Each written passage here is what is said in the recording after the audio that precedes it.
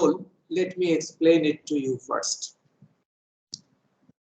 Now, when you see something very clear, good, or something very clear, bad, then belief probably doesn't enter into your mindset. You see a beautiful flower, you see the flower is beautiful. You see somebody is killing someone, you feel that the world is bad. So if the incident is very structured, unambiguous, then belief probably doesn't act much more.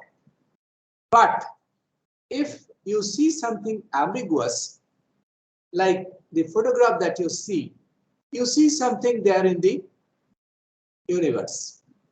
So what is this? What is that you look it at? I mean, is it something interpretable? Now, when you see something ambiguous, then belief comes into your mind.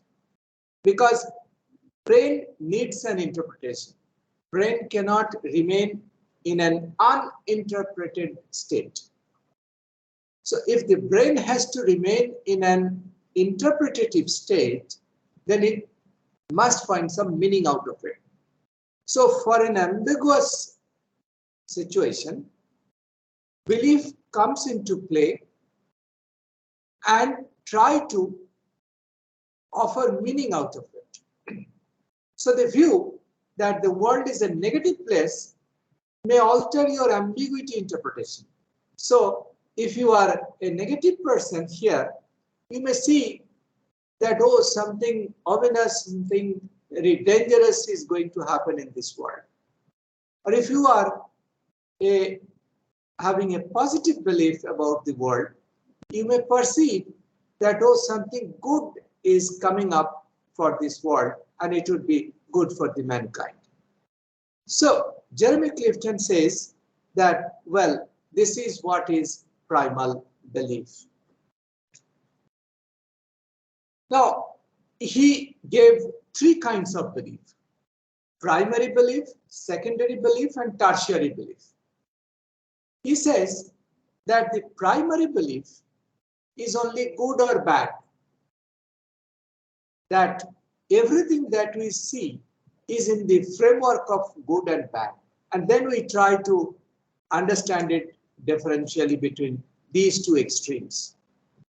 So people are there who believe that the world is a delightful place and is getting better and better every day. And there is a set of people, the world is a miserable place and is getting worse and worse. The statistics suggest that roughly 30% of the people believe that the world is good, delightful, and getting better and better.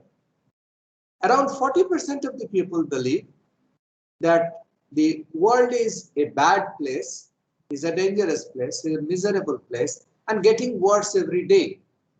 So if you talk to a person who is negative, we'll first give an example of the war going on between Russia and the neighboring country, Ukraine.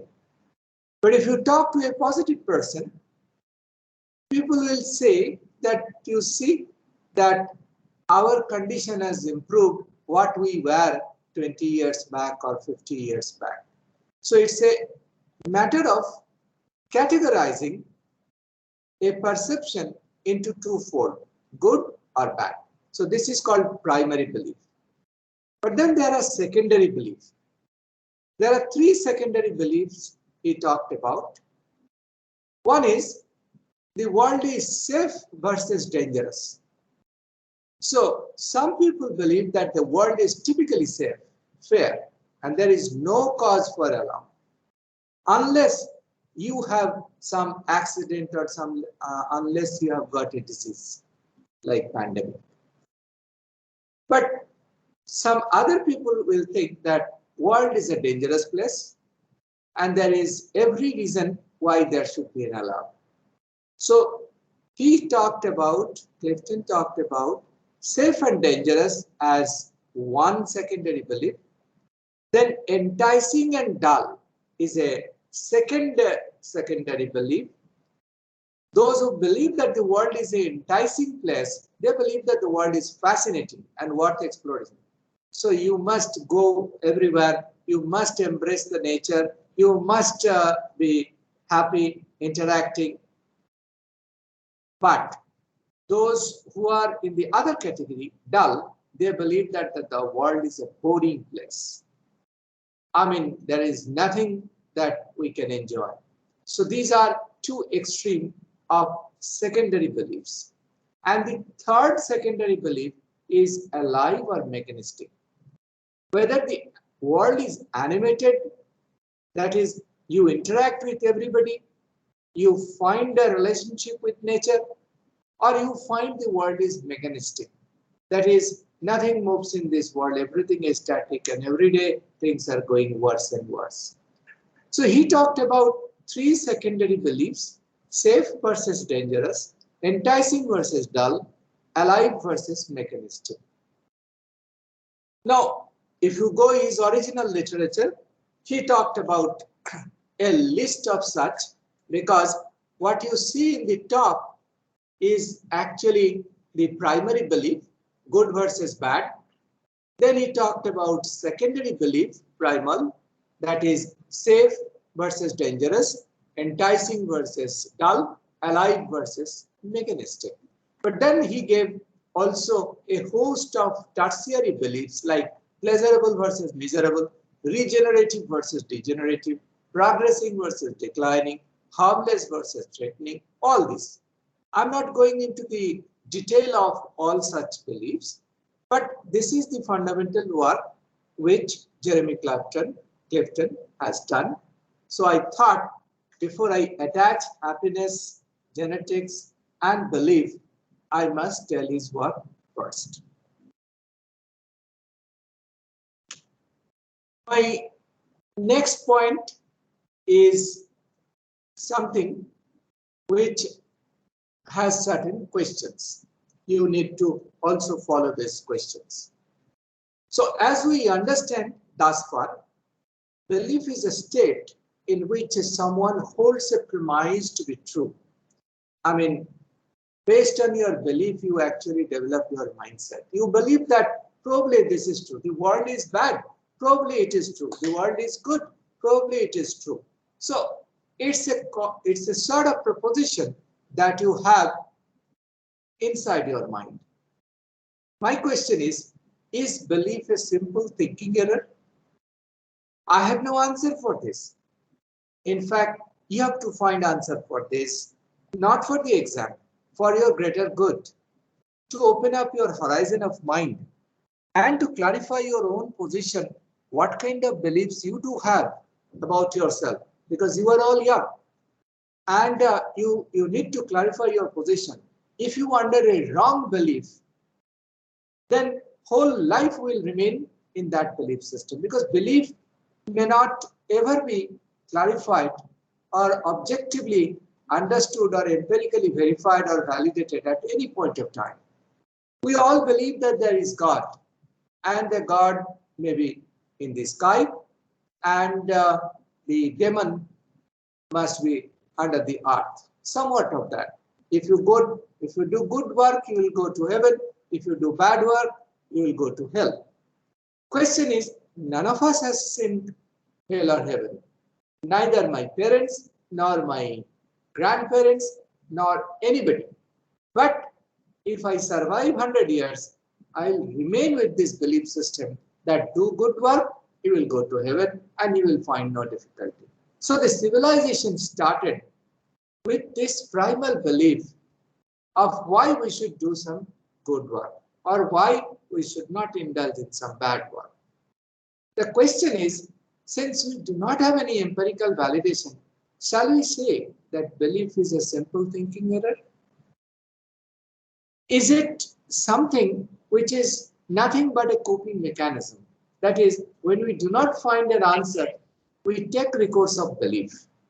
So we simply cope with an environment where we do not find an answer, where we do not have any unambiguous solution, and we cope with the environment with our existing belief system, which creates our mindset. Question is, how far faith and health are related? Because belief and faith are synonymous. I have faith in God. I also believe in God. Don't think that I'm trying to go against this conjecture of having faith in God. I also have faith in God. But question I'm trying to ask, if I have got faith and if I work as per the faith or my religion, whatever religion you have, is it related to our health? If it is related to health, then does happiness change our brain? So if you believe that, well, you do good thing, you will get God. And if you get God, you will get intense or the highest form of happiness, which is called bliss. Now, if you are happy, then will it change your brain? Because you must have read thus far that there are several neurochemicals which come out when you are in a happy state. EDSO, that is endorphin, dopamine, serotonin, oxytocin, all these hormones release when you are happy. So, if you are always in an unhappy state, will it alter or rewire its brain? Or if you are always happy, will it restructure its brain? More general question is, then, is there a biology that regulates belief?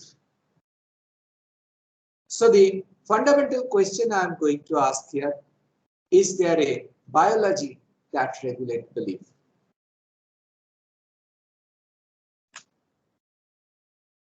Now, Time magazine has come up with a special issue with research evidence. Templeton Foundation has actually done, has invested millions of dollars, in fact billions, in order to understand the relationship between faith and longevity. So worldwide studies were done. Most people were found theists.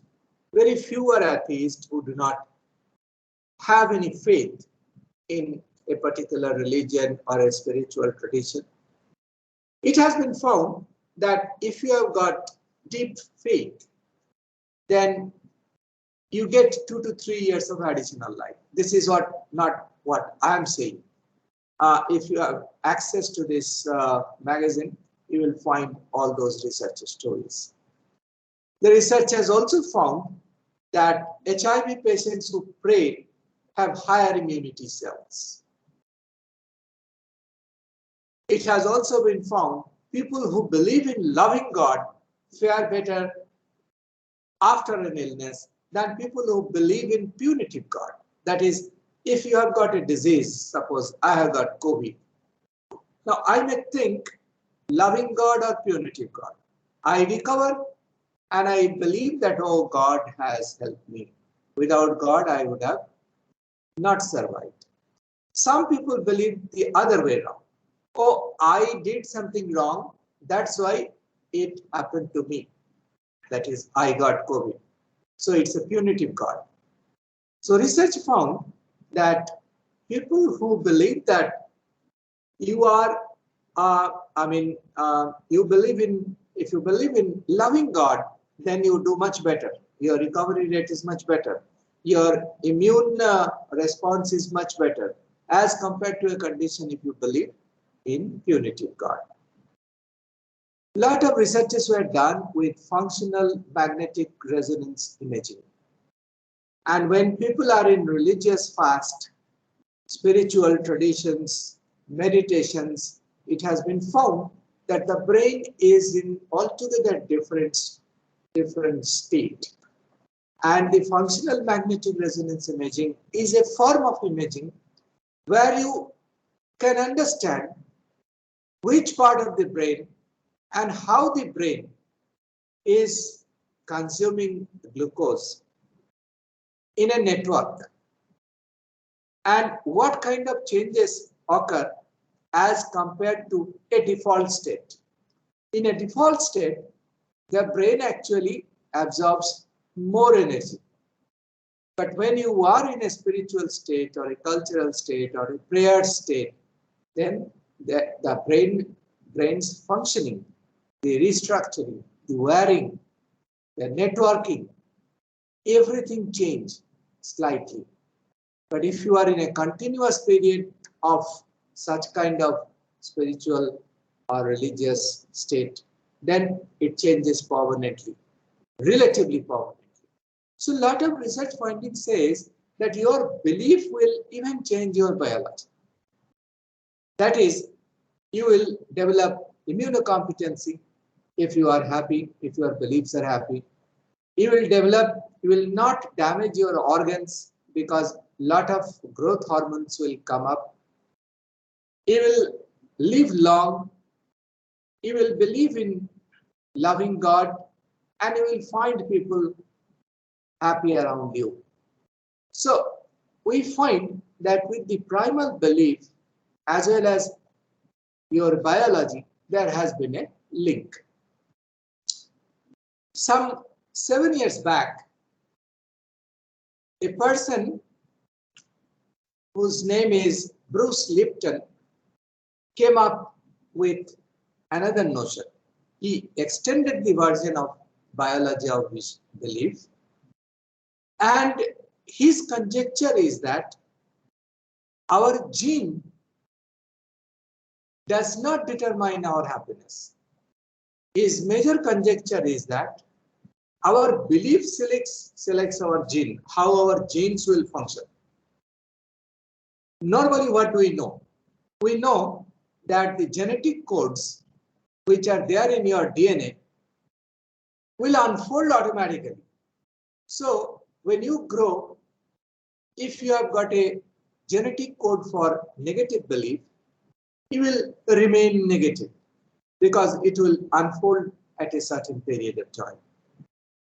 This observation or a commonplace view has been objected by Bruce Lipton, who is a molecular biologist, world famous molecular biologist, who has done extensive research on this area, came up with this book, which is one of the bestseller.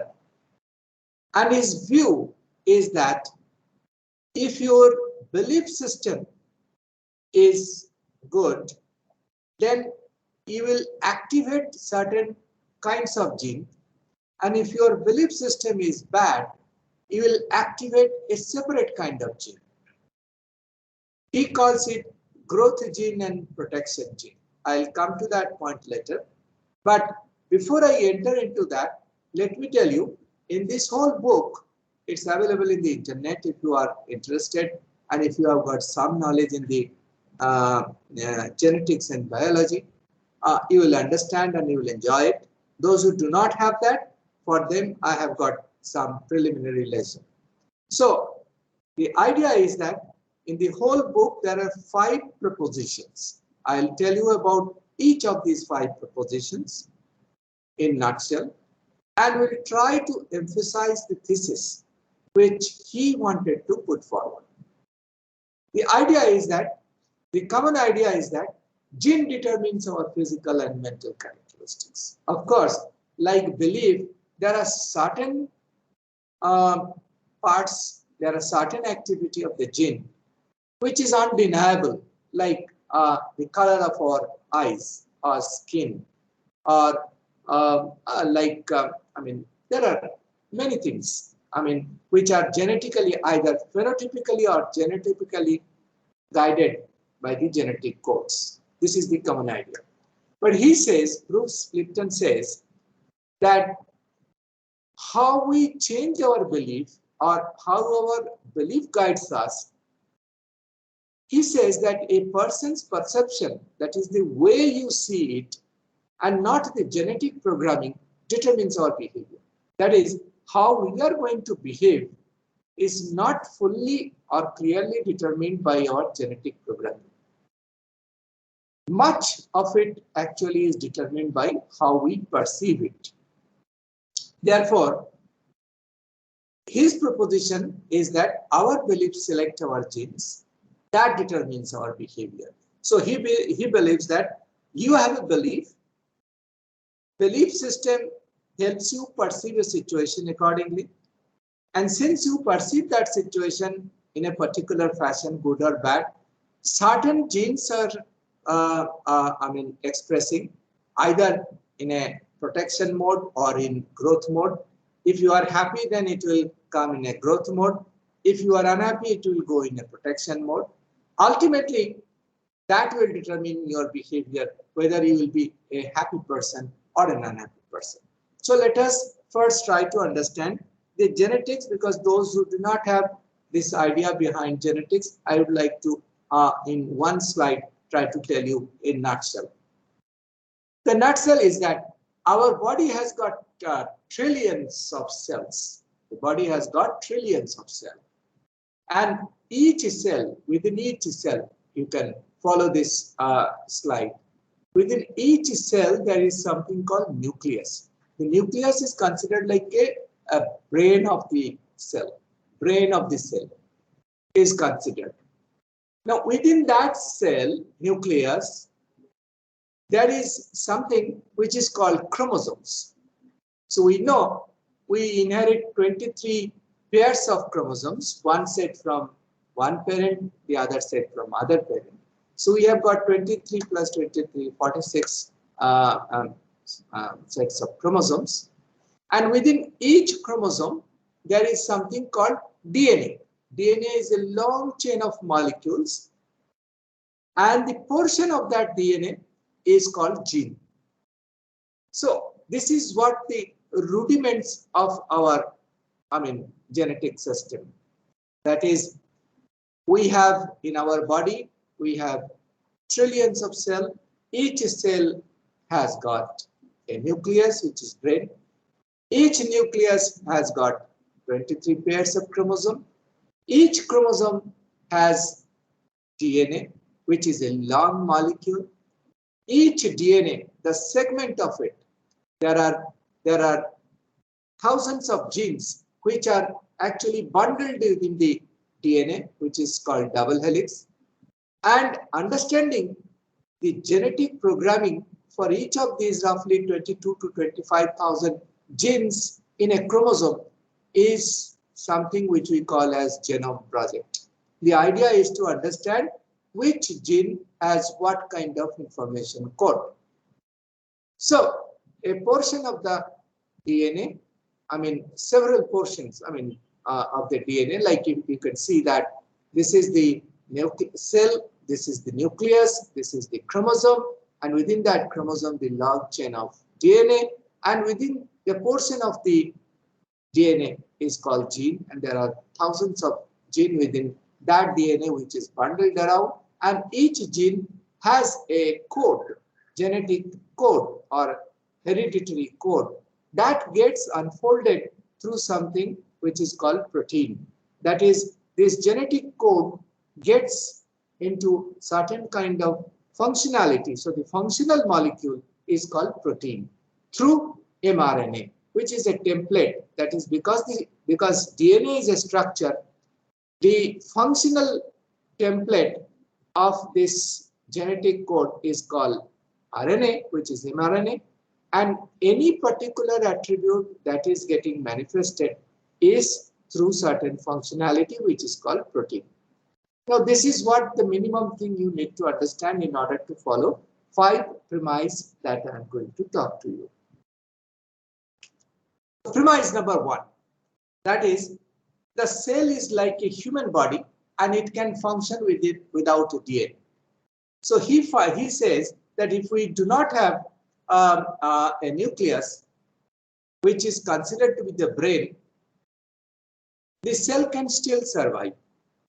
And if the cell can still survive, we cannot say that we survive only because of certain genetic codes. So he says that the cell is capable of respiration, digestion, reproduction, and other life functions. The nucleus, which contains genes, is viewed as the control center, the brain of the cell. Now, question is, if he says if the nucleus is removed, the brain is removed from the cell body, the cell continues to perform all its life function. Therefore, his first premise that why we should not consider too much about the genetic code, he believes that the cell functions normally even if there is no nucleus. That's his first premise. Second premise, he is saying that the DNA is controlled by the environment. That is, the DNA, which, as I said, that in the chromosome we have got DNA. Now, one of the major functions of the DNA is to unfold the functionality through proteins. So proteins carry out our functions of the cell, and DNA determines the actions of that protein. That is, which protein, which particular gene is to unfold is determined by the DNA, and the actions of the protein, which is the functionality which manifests in behavior, is determined by the DNA. That's the knowledge we have in genetics. Now, environmental stimuli that come in contact with the cell membrane sets off a chain of reaction of proteins. Now, there are thousands of such genetic codes. Now, which genetic code will appear, ultimately will appear or release a set of chain reactions of the proteins, depends on the environmental stimuli. Now, DNA, since it is coated in a protective sleeve of protein, opens up with environmental signals. So this DNA opens up only with environmental signals. So if there is no perception, DNA becomes inactive. So if you are in a completely sensorily deprived state, like a completely closed room, black, dark, pitch dark, no light, no sound, no taste, no touch. If you remain in that particular state, then your DNA remains inactive. So whenever you come out to the environment, the DNA becomes active. It means there is a direct relationship between environment and DNA. And the moment environmental signals comes to DNA, DNA decides which genetic code are to be unfolded. And accordingly, proteins carry out the functions of the cell, and we behave in that fashion. That's his second premise. The third premise says that perception of environment is not necessarily the reality. That's very important, the most significant step. He says that we perceive the environment, but we do not always see the reality. So he says that reality and your perception, there is a gap. Let us try to understand it. He says that every cell has the gene whose function is to rewrite the gene.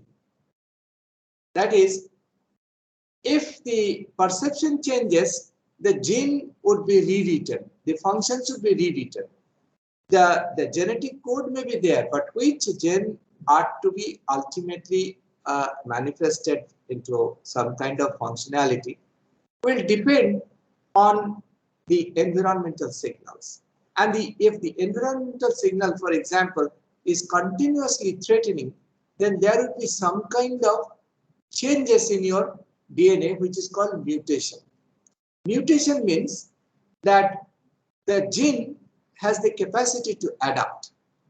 And if you are supposed to adapt in a given situation over a period of time, then you get a relatively permanent change in your genetic system, which is called mutation. But this mutation is not random. It happens in response to environmental signal in a specific order. So I have shown you this photograph, that if this is the normal gene and the normal protein, the functions, but if this gene is bombarded with certain environmental signals to which it is not supposed to, ultimately there would be a change in this genetic code, and there would be some kind of structural changes within the DNA, which is called mutation. So Bruce Lipton says that this environmental signal is very important, but more important is the organism's perception of the signal. Now, same situation, suppose you see a tiger, you may be very, very afraid of seeing a tiger, but I may not be, because I perceive the situation not so threatening because the tiger is in the cage. Question is, the environmental signal and the perception of the signal, there is a filter. So what is there in reality and what you perceive as reality, there is always a difference. If there is no difference, every human being will see same situation identically. That doesn't happen. So human perception is not robotized. We all perceive things differently for the same situation. So Lipton says that human perception acts as a filter between the reality and your genetic code. And the filter is actually your belief. And if your belief changes, your genetic system also changes. So perception rewrites genes. That's his third premise. His fourth premise is that human beliefs choosing to perceive a positive or negative environment. So he says that it's your choice whether you would see a situation positively most of the time or negatively most of the time.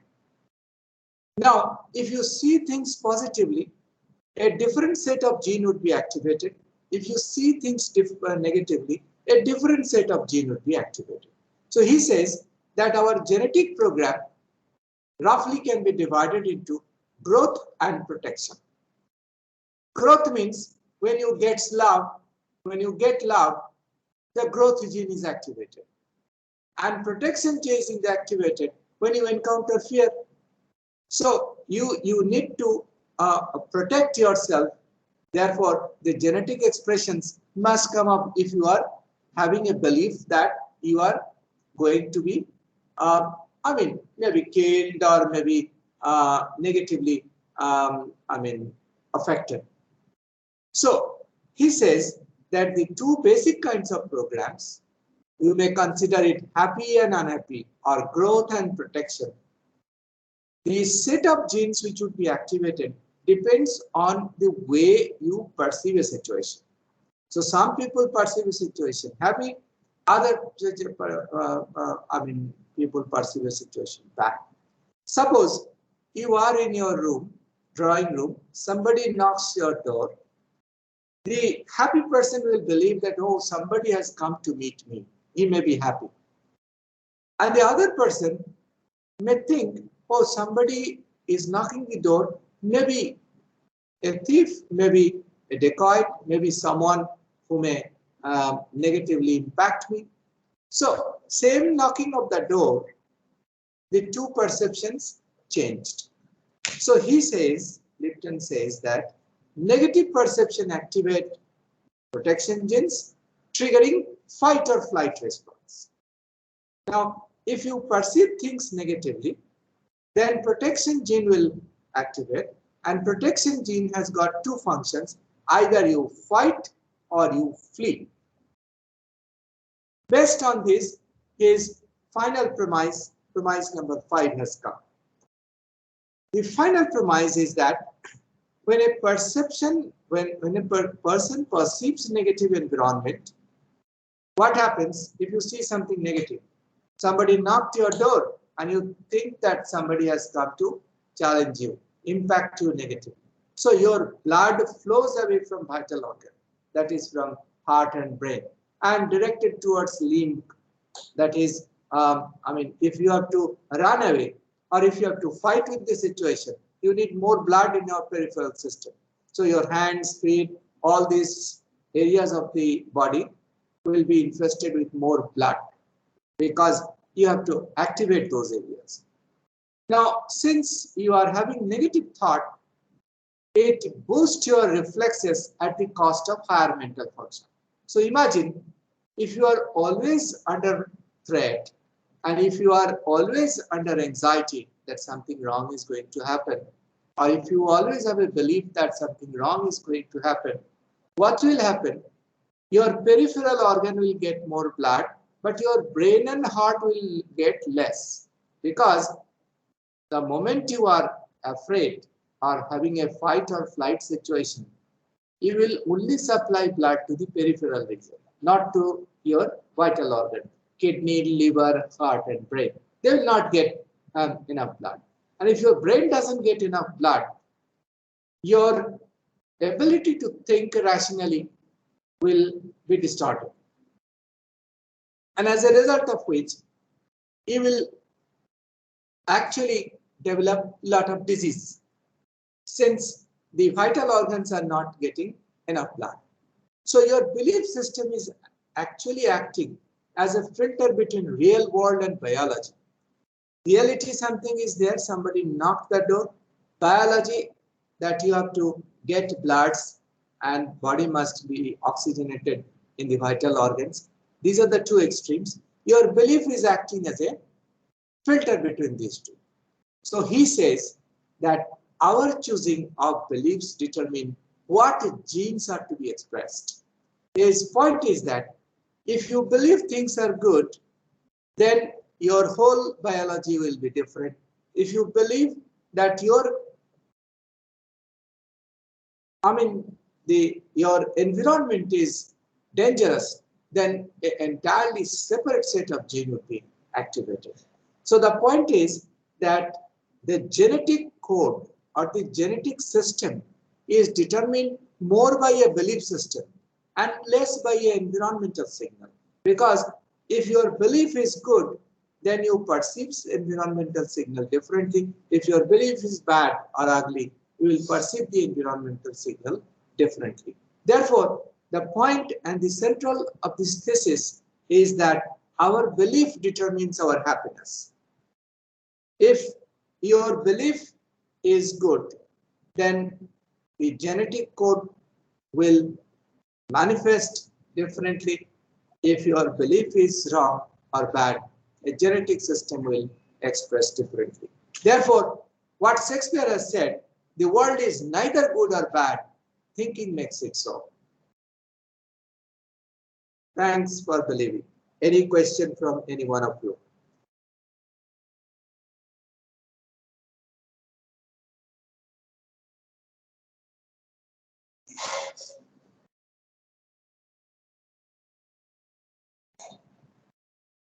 Any question from any one of you?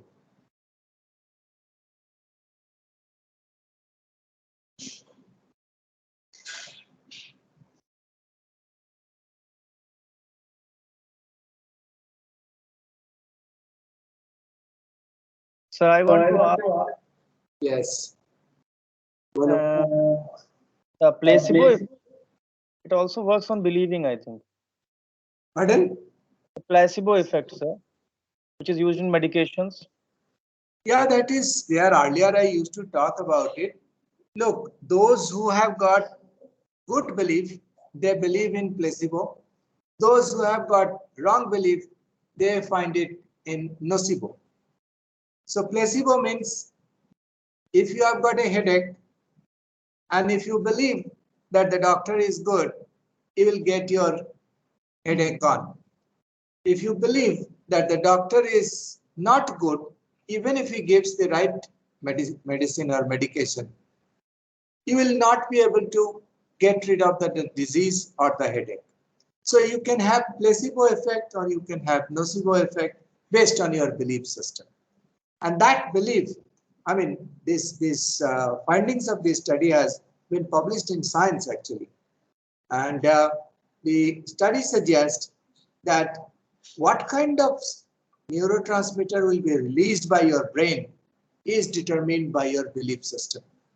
So when you go to a doctor, if you have the belief and faith in doctor, then even if there is no appropriate, a dummy medicine, he will recover to a great extent, not like a disease like cancer. To a great extent, you will get the relief. But if you do not have good faith, then you may not get the relief of it.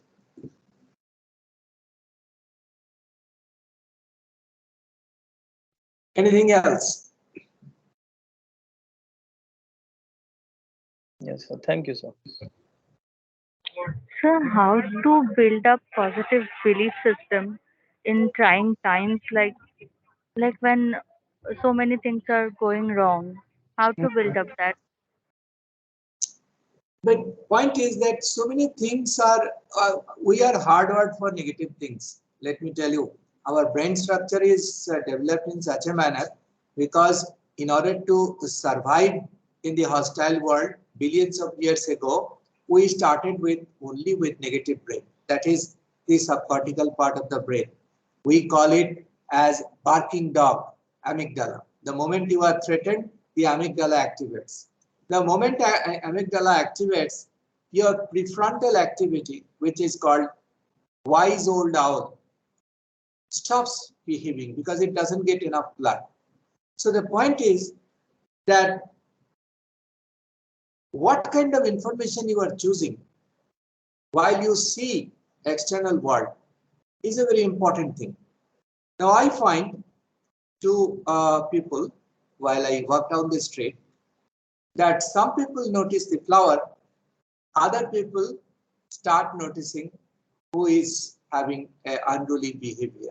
It's a matter of perception. It's a matter of skepticism that we have developed with our nurturing system. My view is that in order to develop a positive belief, you have to change the focus of your thought. See also, I don't say that you will survive only with happiness. If you get a tiger and if you are happy, it will kill you. So I never say that you have to be happy always. What I am trying to say is that do not take your attention away from positive things that is happening all over the world. Positive things. And if you get both positive and negative belief, your judgment will always be differential. And if your judgment is differential, your survivability would be even more better. Not that only with your positive belief will survive better. In order to develop or overpower to a great extent the negative hardwiring that you have in the brain, it is very important that we shift our focus from time to time. And the shifting of focus must be towards entertaining those activities. For example, the gratitude visit. You will gain nothing out of it.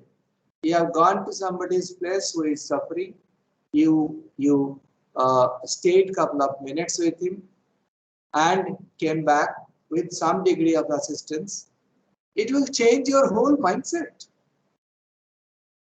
So a bit of empathy, a bit of gratitude, a bit of kindness, we call it senseless act of beauty. Senseless act of beauty means you help someone without getting any return. But actually, in this process, you are transforming yourself and your mindset will definitely change in this process. I think it's about programming your mind to see things which are equally beautiful.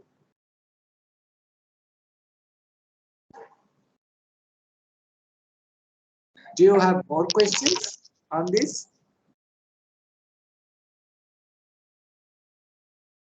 It's not easy, I know. It's very difficult. It's actually difficult. It requires a lot of training. And I think there are several such exercises which are available. Even staying in silence, mindfulness, changing your focus, doing some gratitude visits, having some senseless act of beauty, having some act of kindness, power of anonymous work, all these things will change your mind. And this will facilitate your capacity to reason better. So that's what I'm trying to tell you, that with these scientific understanding, that belief is, if you have a wrong belief, it is harming you every day,